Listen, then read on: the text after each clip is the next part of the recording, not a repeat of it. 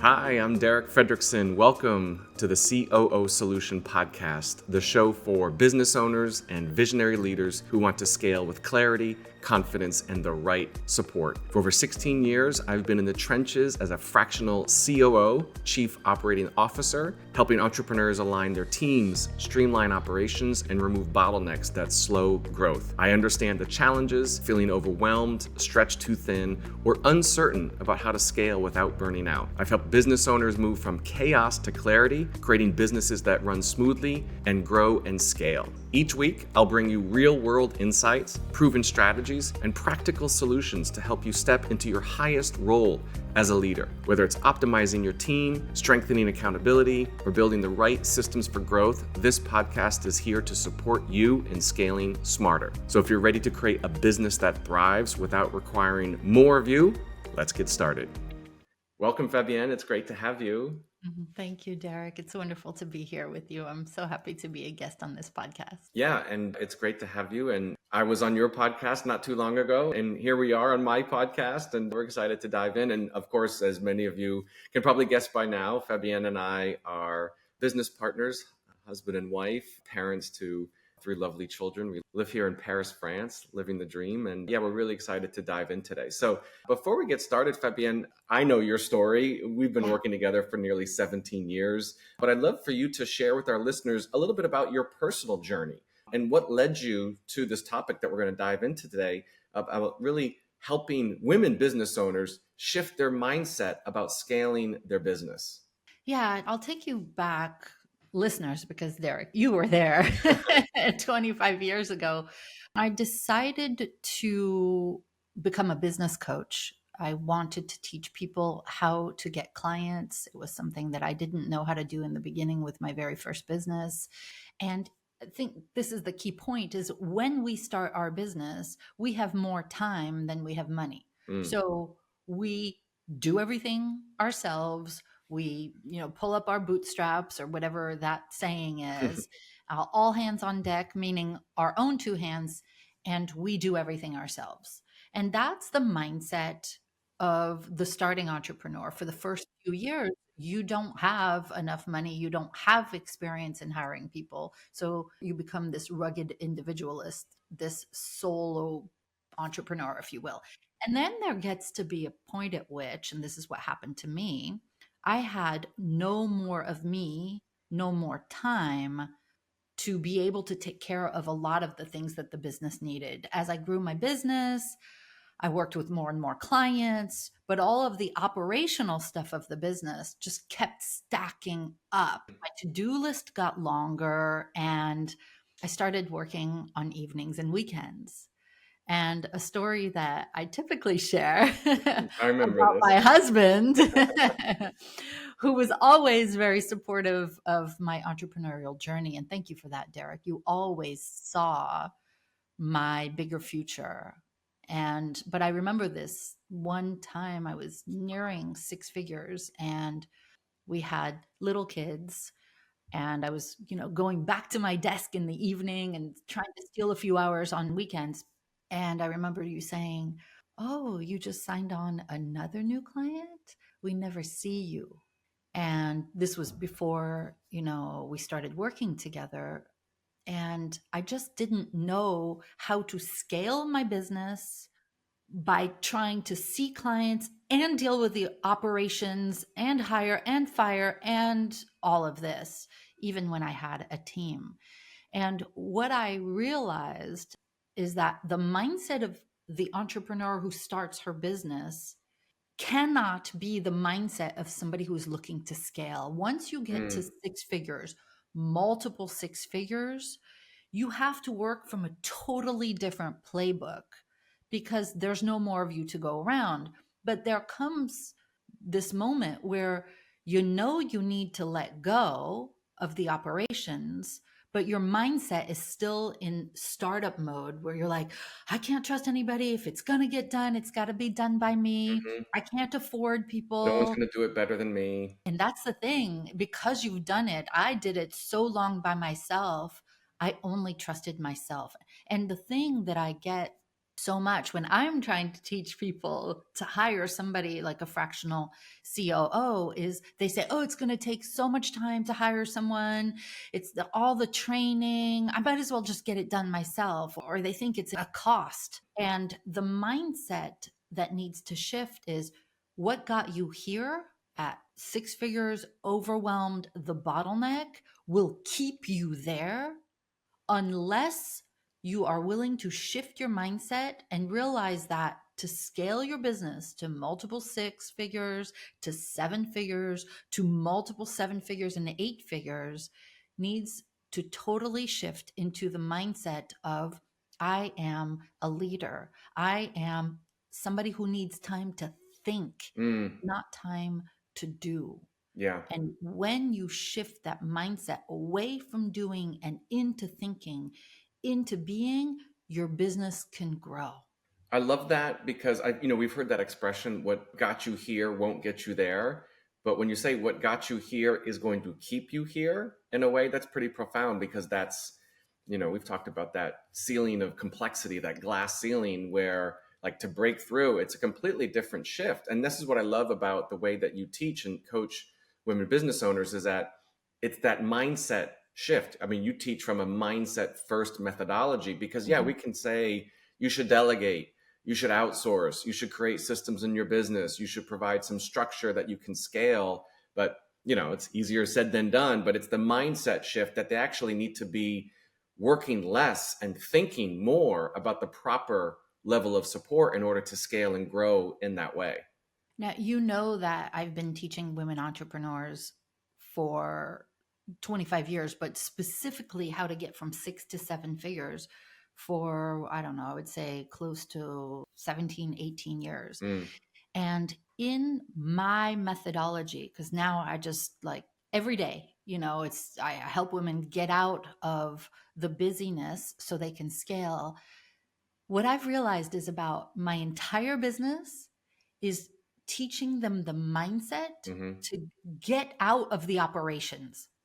So whether they're leveraging their team, whether they're leveraging systems and processes, shifting their business model, looking, even to how to do marketing, every single mm, aspect of what shifts a woman from scaling a business to seven figures and beyond is directly correlated to getting out of the day-to-day operations of her business. So if you're listening to this today, dear friend, dear listener, mm, the thing that's keeping you stuck is when you're trying to do the operations, be the doer, micromanage your team, and you're doing it without a second in command. hmm When you're still in the operations, you are costing your business money. The opportunity cost of you staying stuck, trying to play whack-a-mole in your business is costing you growth, mm. costing you peace of mind. And this is what changed for me is, I happen to have found you because I married you. Yeah, you didn't have Which to was do a like really big recruitment process. I really didn't. I just looked right, in my own home.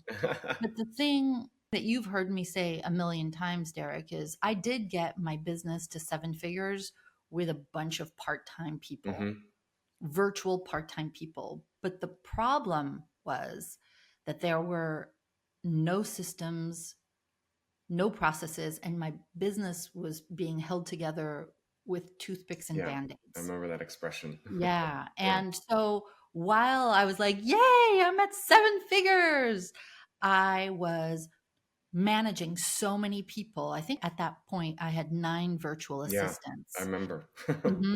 I And remember I that. was the one that was having a one-on-one with all of the assistants, and I was directing every aspect of the business. And when a complaint came in, I would have to handle it. And when it was time to do something, with technology or something, I was involved. And that was keeping me from thinking and visioning Mm, and mapping out my big next move. And the thing that was absolutely instrumental in getting my business, which is now called Boldheart, to multiple seven figures, and it's now been at that for 17 years, was getting out of the operations and trusting you to lead, manage, and hold accountable all the team, all the projects, all the processes. Now, I was lucky because I already trusted you. Yeah. Fortunately. But what we learned over time in doing assessments, you and I, is Hmm. like, you are wired for this. Yeah. You are wired to lead and manage and make sure that projects get done, that year end goals get reached, that everything works like a well oiled machine. And what I've learned is that I'm not. A mindset shift that I share with a lot of our women business owners is the person who starts the business is not wired to run the business. And that's not something that's talked about in business circles. There's this false belief that the person who initiates the business, right? The word entrepreneur comes from Hmm. the verb in French entreprendre, which means to initiate. To The start. Yeah. person, yeah, the person who initiates the business is actually not wired to run the business successfully and to scale. Yeah. And so, all of that to say, we are doing ourselves a disservice when we don't have a second in command, or some people call it an integrator, Hmm. a COO to run all of the operations. And when you do get one, you scale infinitely faster and with more ease, and you Yeah. get back your weekends, you get back your evenings. It's actually miraculous. Yeah. And I remember when we were doing that in the beginning and over the years as we, continued to work together. I love this expression, which is, you as the visionary, the entrepreneur, the founder, like you have the big idea, you're future thinking, you're looking at the vision, you're looking at the big picture. And individuals like COOs, second in command, like myself, we're wired to finish things, right? Visionaries start things, we finish things, we make things happen. And, oftentimes the visionary makes it up, right? Their job is to make it real. Our job is to their job is to make it up. We make it real. And then with the right solution, and I often say the solution is a combination of the people and the process, right? Right people, right seat, processes that are followed by all. So you make it up, we make it real. And with that solution, we make it recur. And that's when you can scale and get out of the day to day. And what I've seen firsthand in doing this with you, Fabienne, for so many years, and the fractional work that I've been doing with my clients, and now building out the COO solution. We now have 7 COOs working with almost 20 different clients. Is that when that mindset shift happens for that visionary entrepreneur and they realize they can get out of the day to day, they can get some of their time, energy, and effort back. It allows them to reinvest that back into the vision, back into the big picture, back into the strategy. And not only is that going to infinitely drive the business forward, energetically, they feel alive again. They feel excited. They feel enthusiastic because they're in their lane. They're in the mindset of what a visionary is supposed to be. A visionary is not supposed to be in the day to day. We're in the day to day, but the visionary is there to create the ideas, to start things, and let us capture that and make that real, make that happen. A visionary is somebody who, not to sound cliche, but has a bigger vision of what they want to do in the world. And 95% of us initiators, entrepreneurs who start a business are people who are not wired to finish things. Mm-hmm. How do I know this? Because I've worked with tens of thousands of women in business. And as you know, Derek, we Yeah. give them assessments. And 95% of the results come in the same. Mm. We are people who have lots of ideas, who are high idea generators, but we will most likely only finish a small portion of the projects on our own. Mm-hmm. So if a woman entrepreneur, really any entrepreneur, is wondering why they're not making enough money, even though they're working so hard, is because there's so much unfinished business. Mm-hmm.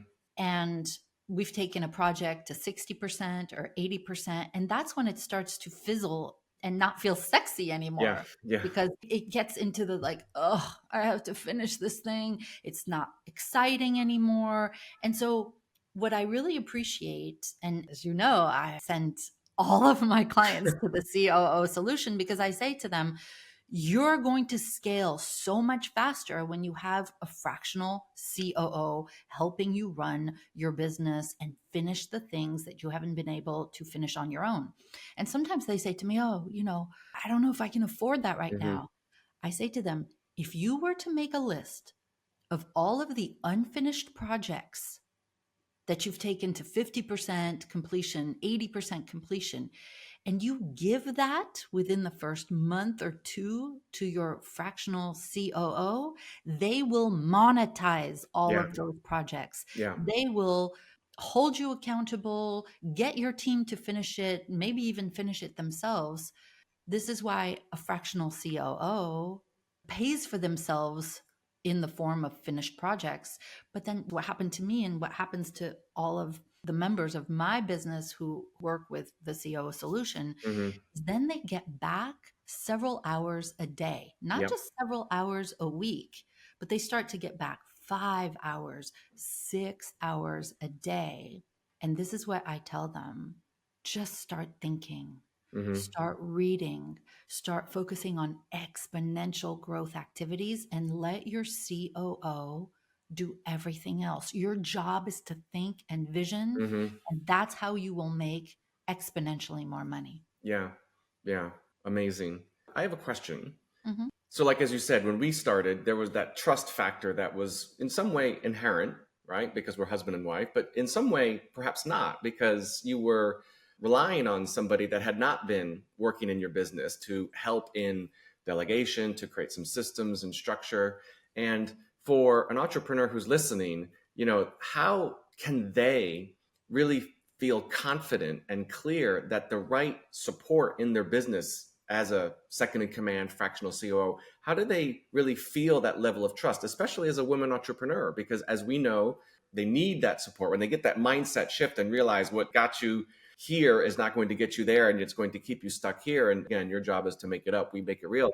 But then how do they feel confident and clear to get that trusted support as opposed to somebody that, again, I often say, we can run your business for you, right? That's what we do as a COO. We're the operator of your business. That doesn't come from an ego and control, but it's really more to free you up so that you can scale and focus on the vision. But that trust factor is so critical, especially for women entrepreneurs, to be able to kind of pass that on and to rely on somebody to work with their team and to run the day to day and to support them to be the visionary. How does that clarity shift happen when it comes to the trust factor and getting that support? Well, if I'm being honest, it usually doesn't. Mm. The trust is usually not there for a bunch of different reasons that if you allow me to be really real on Yeah, your podcast, of course. I I wouldn't will. expect anything else. So, number one, it's what we talked about before, is nobody really thinks that somebody else can run their business for them Right. and with them. They feel like they will be found out, like, oh my God, I don't have my stuff together. They're going to judge me. Mm. Number two, they don't know how to hire somebody like that. So they don't even trust themselves Yeah, so true. to hire somebody. They don't know what to look for. They have no idea about what kind of assessment results, even what to delegate to a Mm. second in command. And so there's a lot of white knuckling, like control, like, you know what? There are too many unknowns. I'm too overwhelmed. I can't even think about hiring somebody. So there's no trust there. Yeah. But if I'm being honest, if you're a woman in business, you don't always trust. Oh, I hope it's okay to say this. You don't always trust a man to come in, especially a man to come in and run your business. Why? Mm. Oof. Mm. Because there have been, in my experience, I'll just speak about myself, Mm-hmm. so many people, and I mean men, have acted like they knew better than Better. me over the years. I don't want to use the word mansplaining, but Yeah.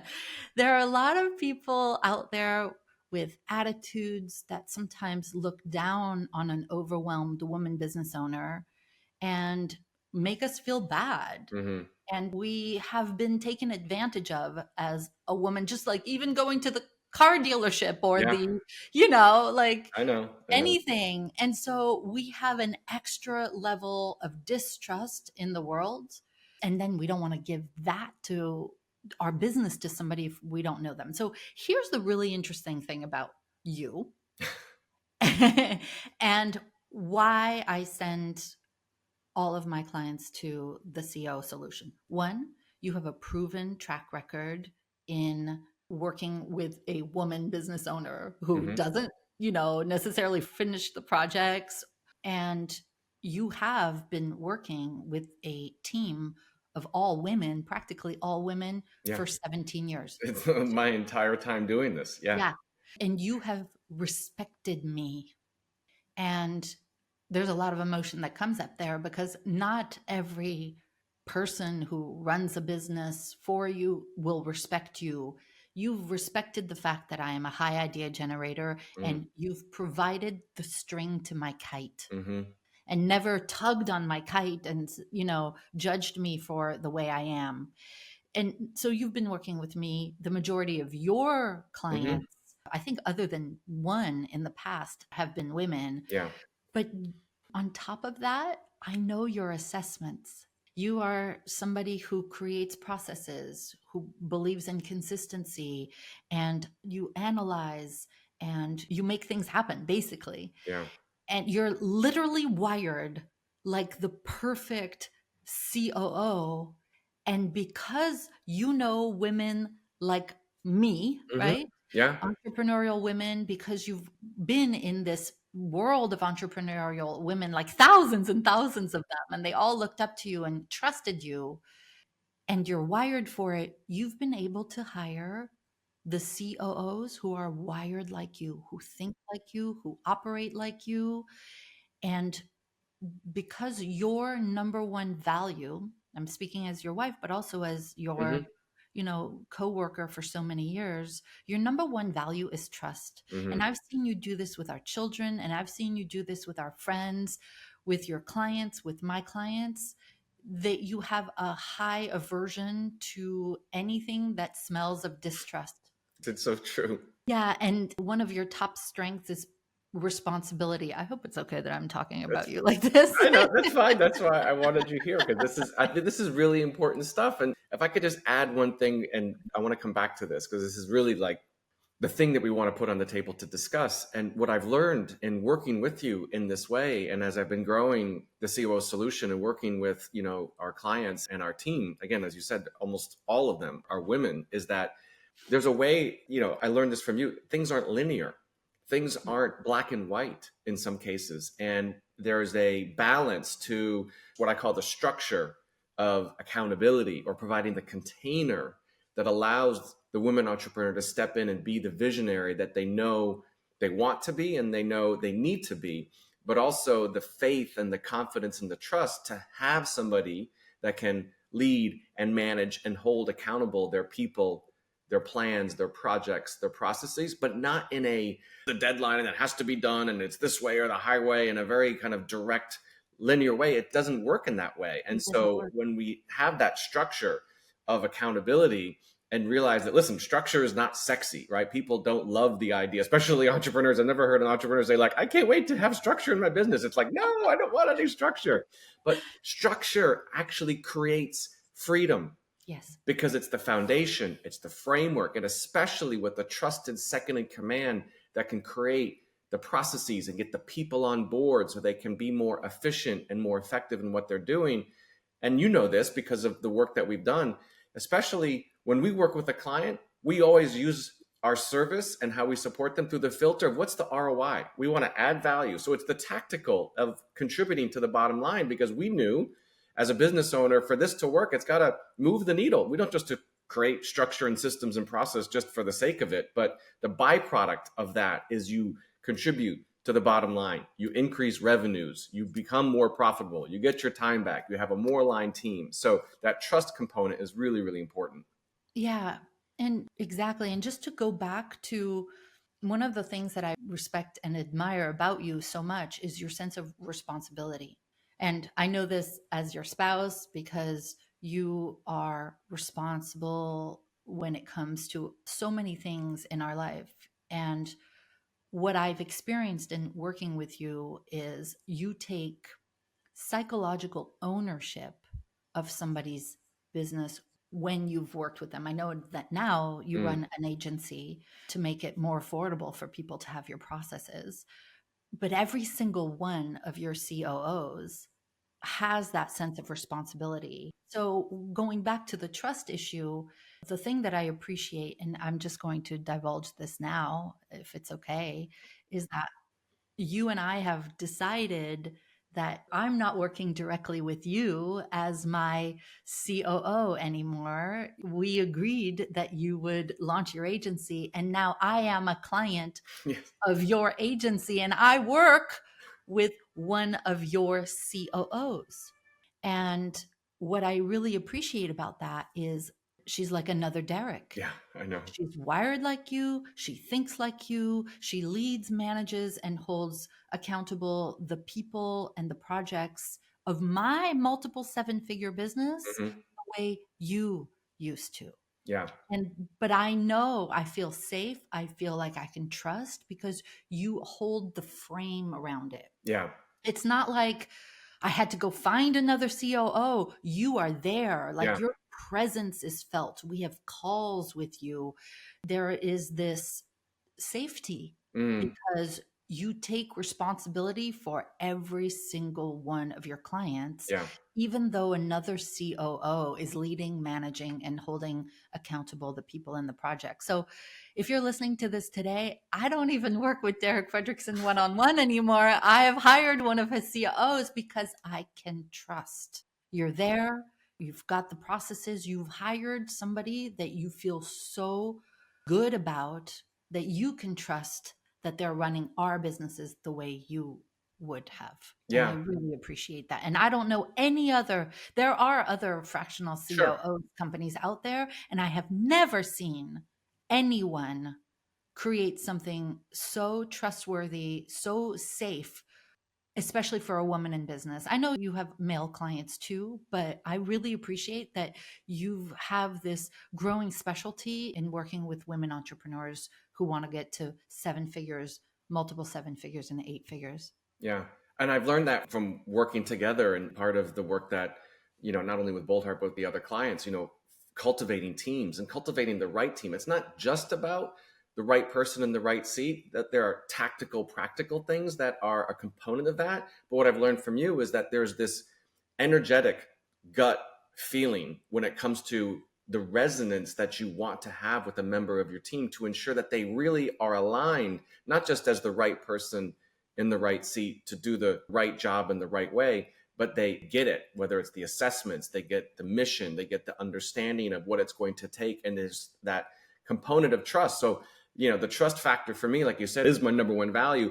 There's that trust with the client, but there's also that trust with the team member. That's why I often say the work that we do, it's a partnership, it's a collaboration. We're in it together with the client to support them and guide them and take care of the operations and the day-to-day and execute on the strategies and make things real. But there's that trust component and having the right people that I've spoken to. And I've spoken to a lot of people, and a lot of people on paper would be great, but I just didn't feel it. It just didn't resonate with me.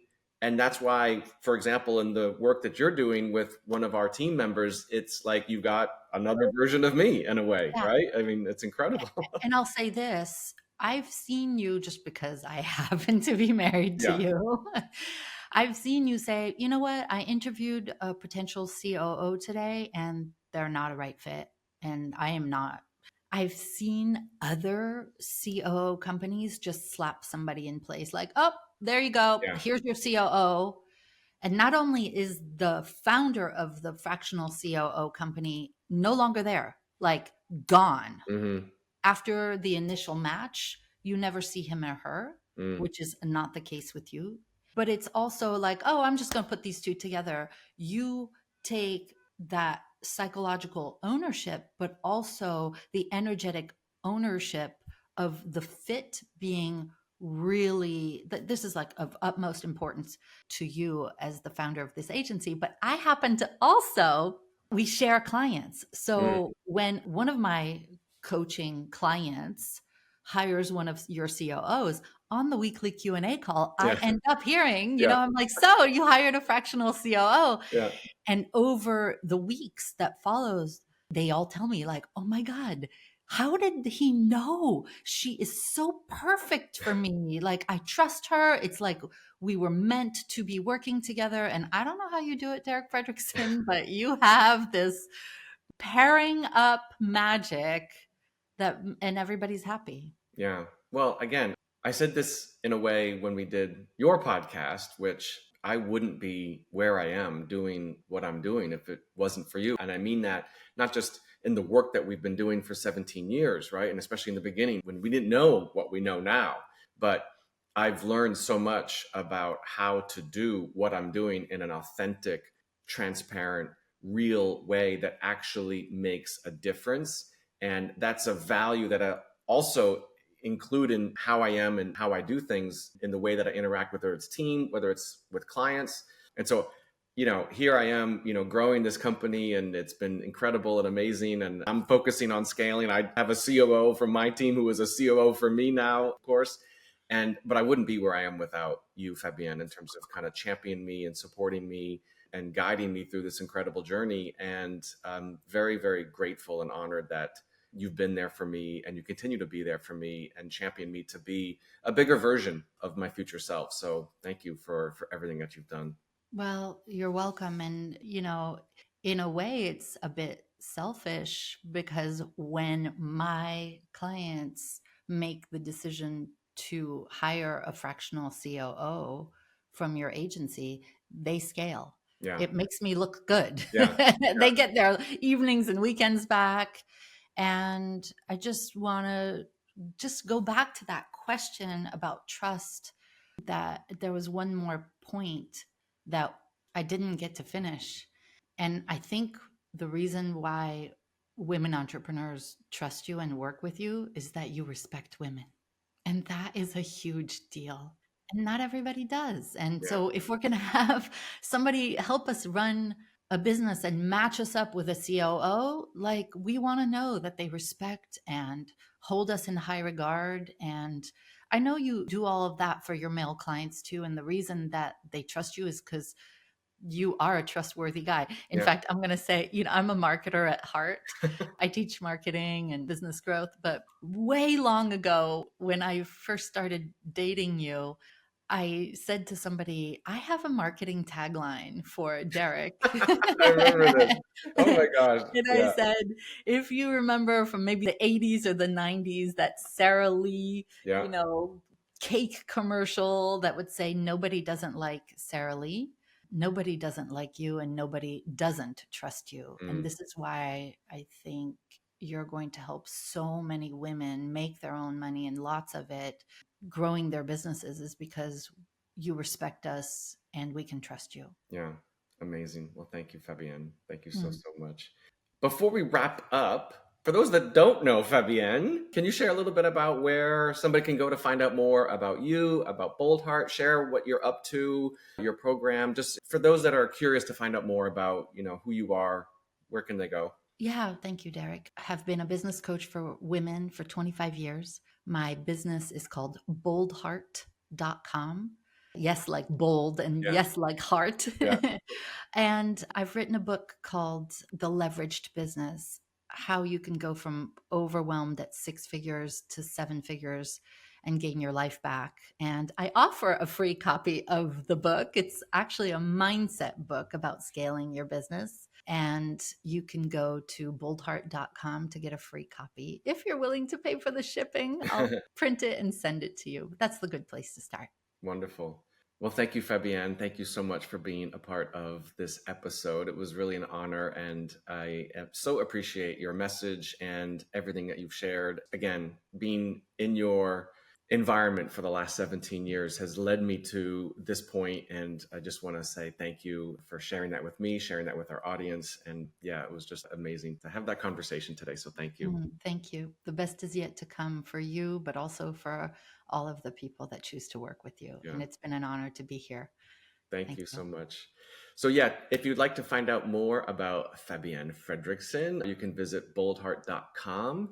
And if you are from this episode, maybe thinking about, I'm a little bit curious, Derek, if I should consider bringing on a fractional COO, is now the right time, which is a great question to be asking. You can go to the COO Solution.com, and on the website there's a free quiz that you can take, which is a really personalized informational assessment to understand perhaps if now is the right time to think about bringing on the game-changing support of a fractional COO. So you can go to the COO Solution.com and sign up for that free quiz. And thank you for listening. And I look forward to having you join for a future episode. Thanks so much. Thanks, Fabienne. Bye-bye. Thank you. Bye. And that's a wrap on this episode of the COO Solution Podcast. If you found today's conversation valuable, I'd love it if you could subscribe, leave a review, and share it with someone who's ready to get control of their business and scale it with a second-in-command that they trust to handle all the daily tasks and operations they don't enjoy. And hey, maybe you're wondering if now is the time to bring on a trusted fractional COO or Chief Operating Officer to help your thriving business scale with clarity and confidence. If you're tired of doing it alone, visit thecoosolution.com and take our free quiz to help determine if now is the right time to bring a fractional COO to help you scale. In just 25 questions, you'll get a personalized report that helps you decide if your business is ready for the game-changing support of a part-time fractional COO. Let's find out together if it's your next step. Thanks for tuning in, and until next time, let's roll up our sleeves and get to work.